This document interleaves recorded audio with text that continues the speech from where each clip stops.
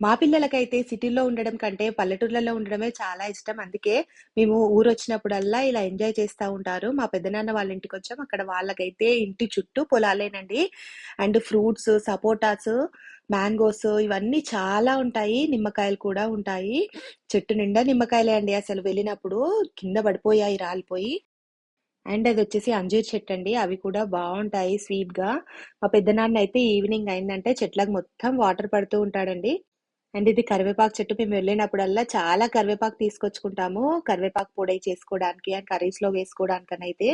నిజంగా విలేజ్‌లో ఎంత బావుందో అసలు పిల్లలైతే ఇంటికి రాను మమ్మీ మేము ఇక్కడే ఉంటామనైతే చాలా ఏడ్చారు. ఆఫ్టర్‌నూన్ 2 అవుతుందండి టైం. అక్కడ ఎండ చాలా ఉంది. అయినా కూడా పిల్లలు కేర్ చేయకుండా ఎంత బాగా ఆడుకున్నారో నాకైతే చాలా హ్యాపీగా అనిపిచ్చింది.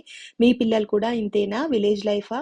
ఆర్ సిటీ లైఫ్ ఎంజాయ్ చేస్తారా? కామెంట్ చేయండి. Please like, share, subscribe. Bye friends.